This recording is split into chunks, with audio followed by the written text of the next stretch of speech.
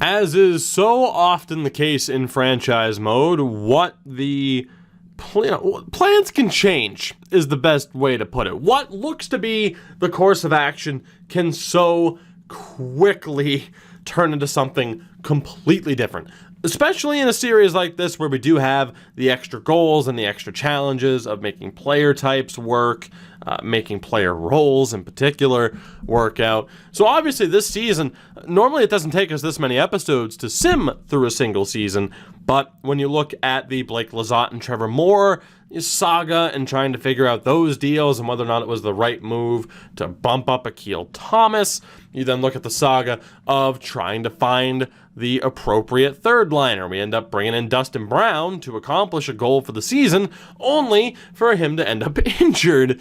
And now we left the last episode with the question of, do we go out and get another defenseman? Because the Valentin, Zykov, Kale Clegg pairing, while decent, needs to really be broken up so that we can bump Zykov down to the third pairing for now.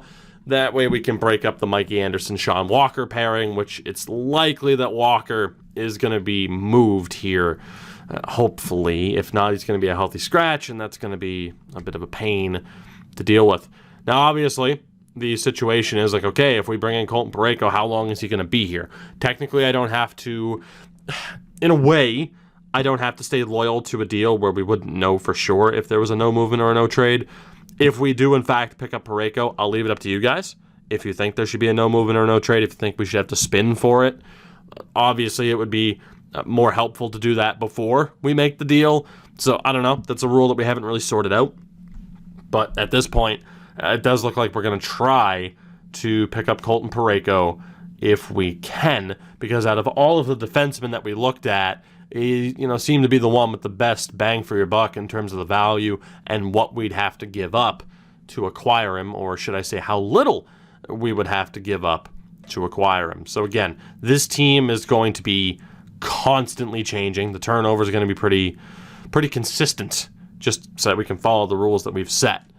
But a deal for Colton Parayko right now seems like a good idea. His value is down. He hasn't had a spectacular season with St. Louis. It's a pretty interesting contract, but again, we're going to try to make the best of it. So a deal here, again, it would only take a second, a third, and Anthony Honka. Even better is LaCosta, Honka, and a third. Powell, who we signed as a free agent with Honka. Sanderson obviously not, and Van Kadishin obviously not. So it's either LaCosta or Powell. Who do we want to give up to get this deal done? And again, for me, it's a spectacular trade for us. It's a nothing situation. So LaCosta is 19 and a 62, whereas Powell is 21, a 58 overall. Yeah, no, we're going to use Powell. So we're going to do this deal. Colton Parayko is going to be an LA King for Powell, Honka, and a third. Someone pointed out, like, oh, could you get them to retain salary? I can try. I mean, there's no guarantees. I mean, yeah, they don't even have that much cap space to try and pull this off. I don't think they're going to be willing to do it. And in terms of like how much more would I have to add to it, it's going to be a little bit rough. But let's try it. Why not? Even if I have to give up an extra draft pick to do this, I'm totally for it if they can afford it, and that appears to be the case. I mean, Colton Parayko on 2-4-3 for the next 6 years. Obviously, again, he might not be here for the entire time, but if I could get that deal to go through, there's really no reason to not. And you know what? I mean, do they also have interest in LaCosta? I'll give them both. LaCosta for an extra $2.4 million in space. Is that a fair trade? I'm going to say yes, because cap is going to continue to be very important to us, and it only makes Parayko that much more valuable if we flip him. So I have no problem getting rid of 3 prospects we're really never going to use and a third-round pick to help, retain some salary on Parayko if they're willing to do it. And they are not, because they don't want 2 players of the same caliber. So you know what? I think we'll try a draft pick. And if that doesn't work, then so be it. Because goalie-wise, we do have an extra backup in Rodin. Twamanen is solid. If I could give up Rodin here as well. They don't have interest in him. Yeah, I don't think they're going to want to retain. So we're going to take Colton Parayko out. We're just going to take the deal. I mean, he's making under $5 million. His overall is going to go up with us, you would presume. Let's do this. 2 prospects and a third for Colton Parayko. It's a no-brainer. We have brought in a defenseman to help shore up this defense. We do get rid of Jody Powell, but overall I feel pretty damn good about that deal because, again, one of our goals for the season, make the playoffs and do well against the last 5 cup winners. So it's a necessary move to make, I would say. So the question is, can we get rid of Sean Walker? Because he just hasn't fit with the team, and technically I'm not allowed to leave him as a healthy scratch. I mean, I got to try to get rid of him. And it was kind of a risk to make this trade, but I had a feeling we'd be able to get something for him, and we will. It's just a matter of what. So a third, a fourth, and a nothing prospect. A third, a fifth, and Brent Seabrook, who we don't need. Third, a fourth, and Gaetan Haas, who's making a decent amount. Sammy Blais, who we don't need unless he's a depth forward. Third, a fourth, and Paul Byron. Okay. A third and a fourth from Pittsburgh. Let's take a look here at Haas. Let's take a look at how he fits in on this team.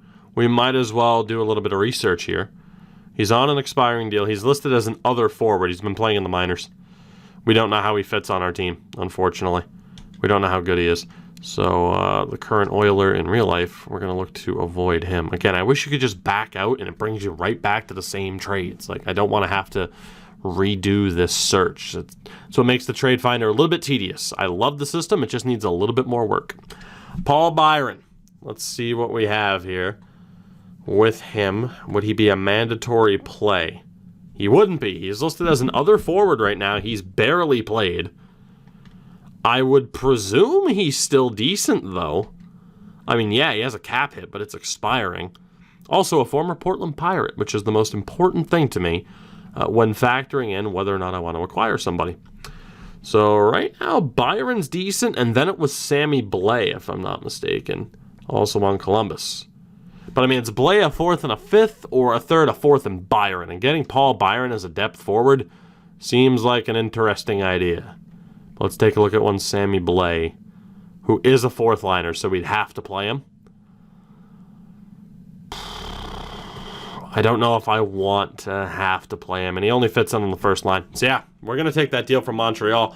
I like Sean Walker. I wouldn't have re-signed him if I didn't want to keep him, but he's just not working on this team.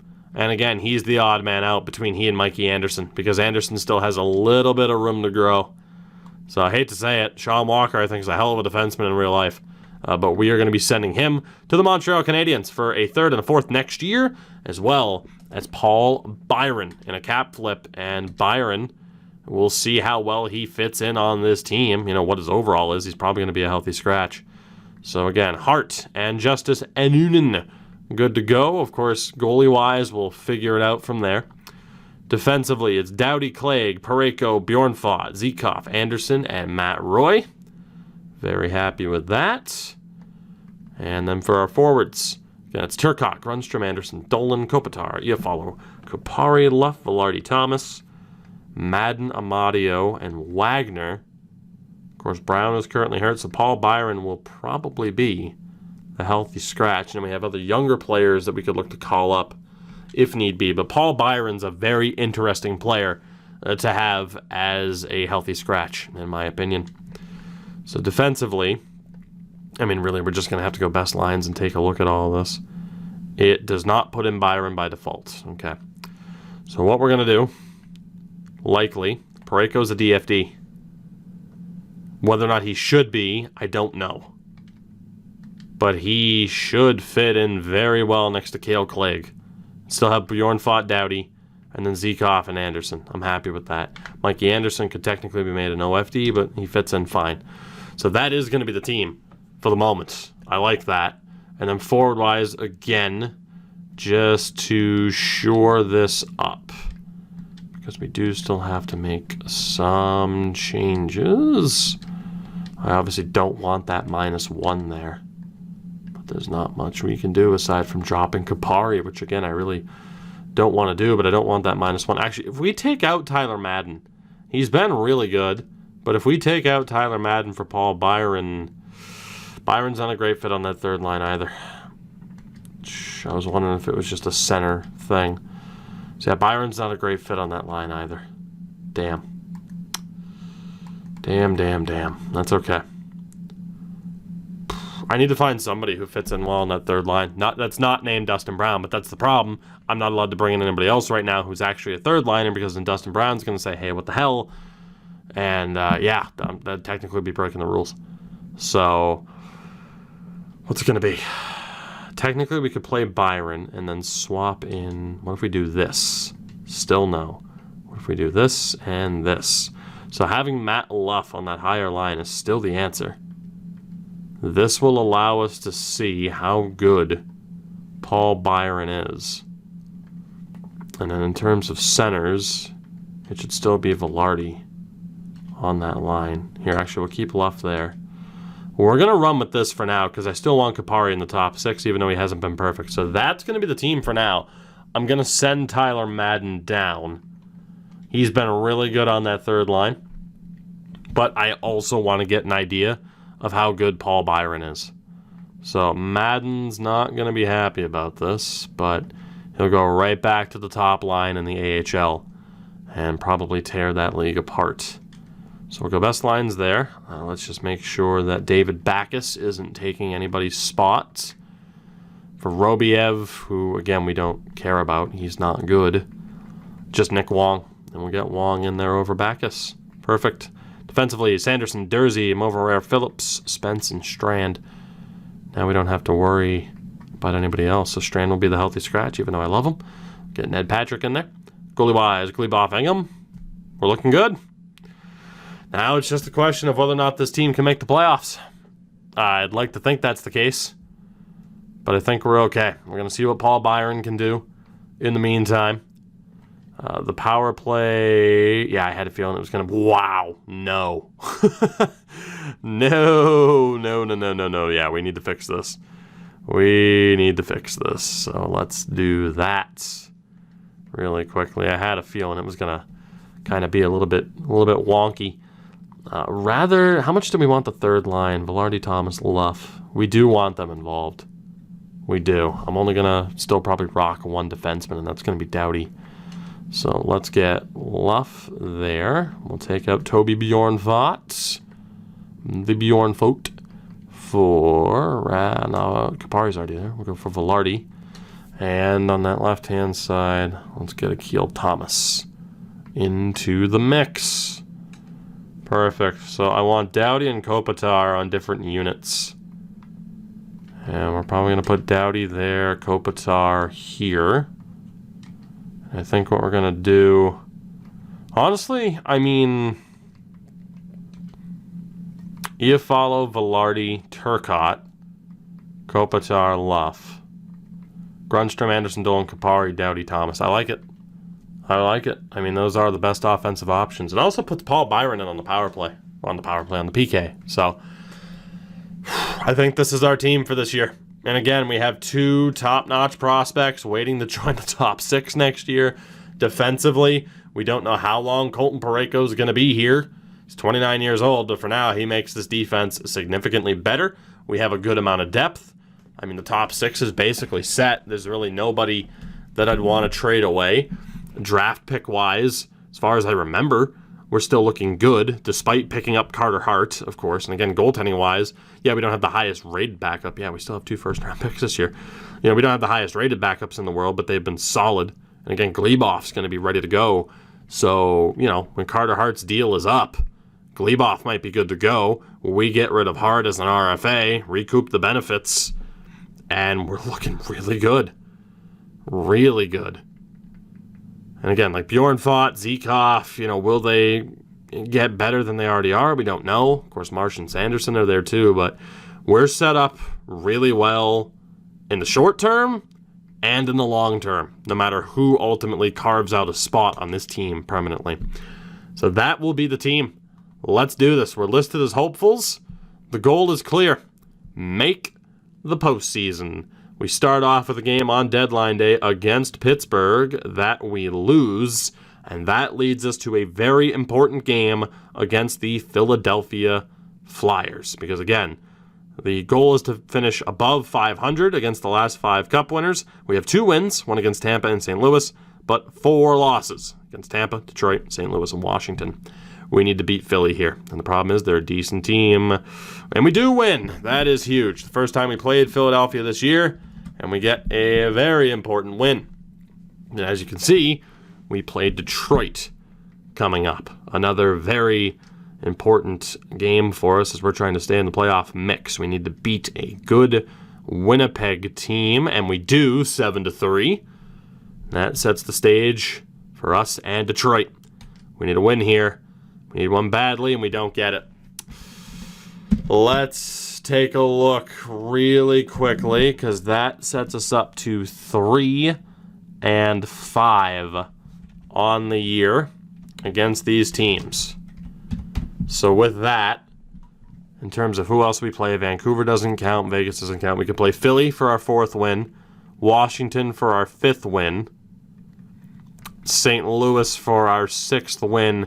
If we lose another game, because we don't play Tampa again, we do not play Detroit again, and we play Philly once, Washington once, St. Louis once. We have to win all 3 of those games, otherwise we fail that challenge. And I'll probably be surrendering a 3rd-round pick. It might be a 2nd, though, if we don't make the playoffs. So right now, we can focus at least on just winning.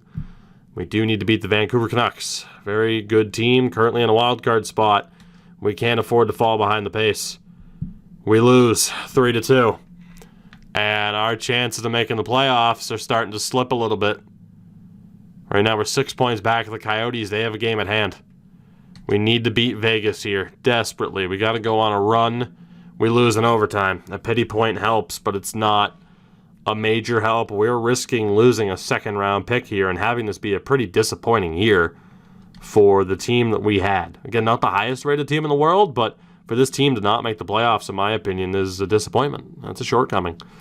So Paul Byron is a 77. Still unconfirmed.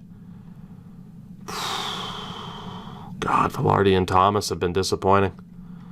You might have to look back to the departure of Trevor Moore and Blake Lizotte as a reason why we didn't make the playoffs this year. That may have backfired. Parayko, though, already starting to turn his season around. Doughty and Bjornfot not working out too well. Anderson and Zekov, unsure. Let's do this. Vancouver. We need a win, please. 5-3 loss. So moment of truth here. If we lose this game against Philadelphia, we are at the very least failing 1 goal on the season. We, again, so desperately need this. We play Philly, we play Washington, and we play St. Louis. We need this win. Goal for the season on the line. Can we get the win? No, we can't. So it is guaranteed we are failing the 500 or better record against the last 5 Cup winners. That is a fail, unfortunately.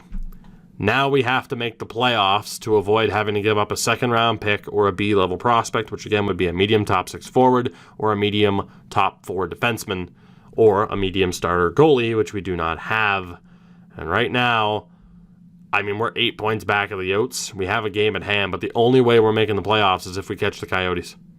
That's the only way. And right now, this team's not on a good run, so I need to change something with these lines. And I think, yeah, that 2nd line's underperforming. That 3rd line is underperforming. Byron's at least been okay.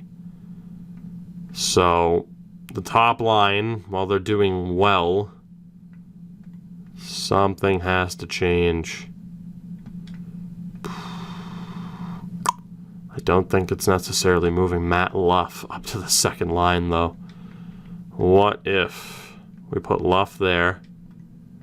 And as crazy as it seems, you know what? Let's bump up Grundstrom.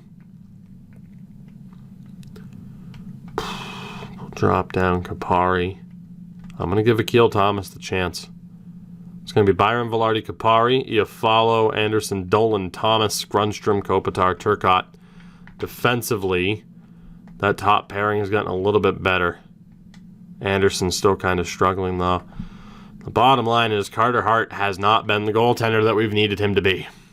He simply hasn't been. I don't think you can blame the defense in front of him. We have 2 wins in our last 10. Washington, this game's no longer as important as it was. We lose anyway. Dallas, I mean, if we lose this game, guys, we're not going to make the playoffs this year. Yeah, we're done. We're done. Wow, this team has just crashed and burned through March. For as much promise as there was, I mean, the addition of Colton Parayko, it hasn't helped. We are 10 points out of a playoff spot with 10 games to go. We do have a game at hand on the Coyotes, but the lineup changes we just made haven't been enough to spark the team. Oh, man. That is incredibly disappointing. Unfortunately, you know, some of our players here just weren't ready for prime time, it appears. I'm gonna do something a little bit bold, perhaps, just out of desperation. We are gonna scratch Mikey Anderson. I can't send him down. Rasmus Kupari can't be sent down. He's a third liner. Velarde can't even be sent down anymore. Akil Thomas is going to be sent down for the rest of the season. And I'm going to have to scratch some people. So Byron and Thomas are going to be sent down. And for the moment, let's give... I don't know how we want to do this.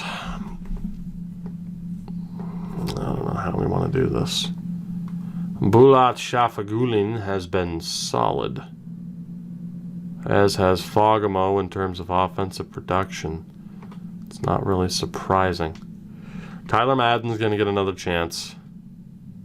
I don't know who else is from there. I mean, it really could be anybody. Rimsha, however you pronounce it again, as a checker was an option. And David Backus. Let's call up Bulat Shafagulin as well. Byron would have to be put through waivers. Obviously, there's really no risk of him being claimed with his current cap hit. So let's go best lines here for the moment.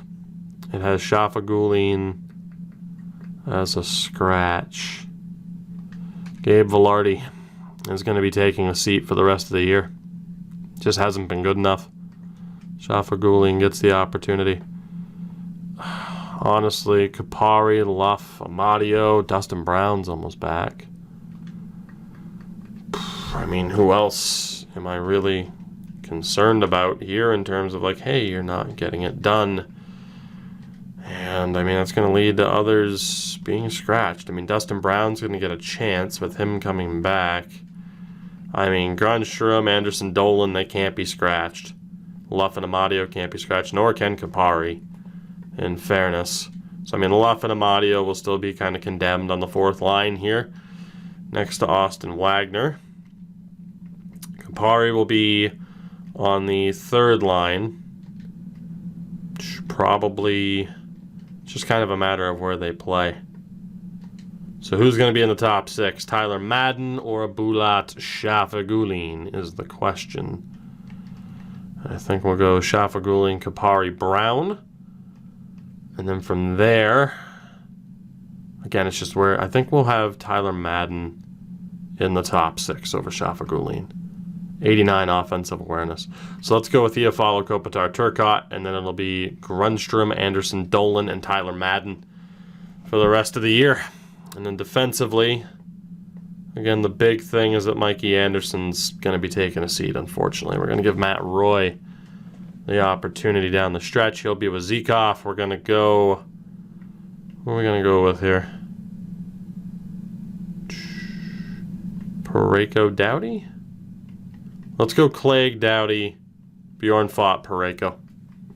Break up that pairing. Then again, I mean, Carter Hart, just please be better. So Velarde and Anderson are unfortunate healthy scratches, but I mean, something had to be done. We just got to give different people an opportunity to see if they can spark anything down the stretch here, because right now it's a bad look. It's a bad look that we're struggling this much. Let's get Nick Wong back in the lineup defensively again. Austin Strand will take a seat for Ned Patrick. And then goalie-wise, Gleboff and Ingham. It's perfect. Let's see what happens. And the power play, you know what? We're just going to leave it. It's not as if it mattered with us setting up the power play the way we did before. We play the Rangers. 2 wins in our last 10 games. Dustin Brown gets re-injured. He was not 100% healthy. I risked it. We lost anyway. I risked it with him, and it really did not pay off. So, no, wait, he didn't even play, did he? Yeah, he did, because now it's showing Velarde. Son of a bitch. Yeah, I shouldn't have risked it with Dustin Brown. I had to try. So even if we make the playoffs, Dustin Brown's out, but let's be honest, that's not going to happen. Now, Kaliev's up to a 4th liner. I'll probably call him up for that reason. I'm not required to if someone changes mid-season. But you know what? We're going to give him a taste of the NHL level over Fogamo. Fogamo is who I was going to call up. But we'll give Kaliev the opportunity here on the 3rd line and see how that goes down. So sorry to Gabe Velarde, but you're sitting out the rest of the year. We'll have you start fresh next year, bud. So Kaliev is there. 90 offensive awareness, huh? But a little bit good defensively. It's kind of a tough call. I think we'll just leave him on the 3rd line because we know it works. Would be a +3 there, though, but it messes everything up. So we'll just leave him there. And then here, best lines. And take out Louis Eriksson for Nick Wong. Bring Ned Patrick back in for Austin Strand. And we'll sim out this season. We're going to miss the playoffs, which means we are going to be failing 2 of our goals for the season. Certainly not what I had in mind. Certainly not. 9 games left, 10 points back. I mean, oh, God damn it, the menu lag. We have to win out. We have to win out. And obviously, it's just not looking like that's going to happen. We play the Bruins next. Let's see what happens. Desperately need a victory, and we get it. But did the Coyotes also win is the question. Still 8 points back of the Coyotes with a game at hand. We're on the road in Calgary. Still in desperate need of a victory. We get it. Suddenly this team's picking it up a little bit. The Coyotes still stuck. 6 games ahead, though. Or 6 points ahead with the even amount of games. Anaheim. We need a win. We get it. Okay, out of nowhere, we're starting to pick up steam. The Coyotes won, though. So they're still 6 points clear. That game against the Coyotes, we have to just win out and hope that that works for us. We play a very good St. Louis team, or solid St. Louis team, we lose. That's it. Edmonton's a really good team. Tobias Bjornfot goes down to a concussion. He's out basically for the rest of the year. We lose to Edmonton. The dream's dead. We are going to miss the playoffs. And you look at the Trevor Moore trade, the Lizotte trade. There's so many things you could point at to say, like, okay, here's where it went wrong, here's why it went wrong. It's kind of tough to say. I think I was confident in the roster that we put together. I just think a lot of players underperformed.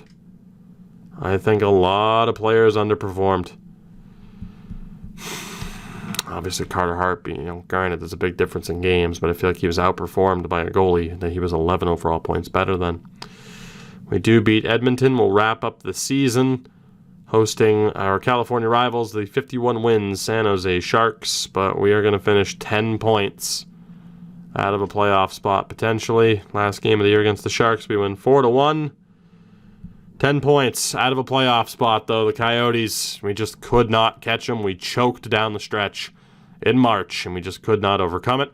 So San Jose, Vegas, Vancouver, Edmonton, and Arizona all off to the postseason, and the Central, Minnesota, Winnipeg, and St. Louis will be joining them in the Atlantic. It's Tampa, Toronto, and Florida. Montreal and Ottawa were awful.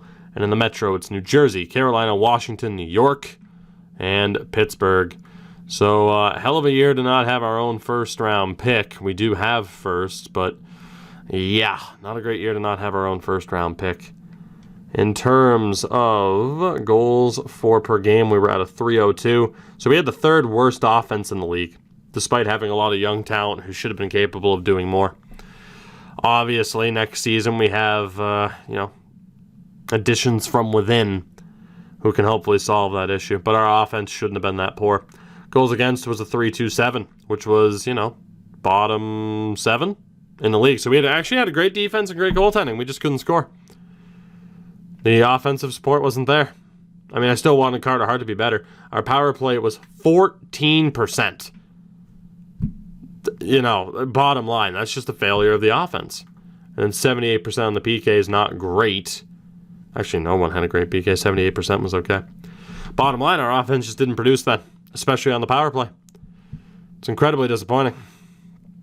I mean, Alex Turcotte, 31 goals is nice, but 70 points in 80 games, okay. Kind of want a bit better. Same for Kopitar. He needs to be better. And the problem is Anze's 35 now.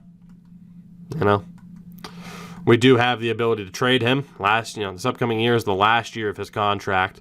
Carl Grundstrom on the second line in the top 6. 60 points is solid.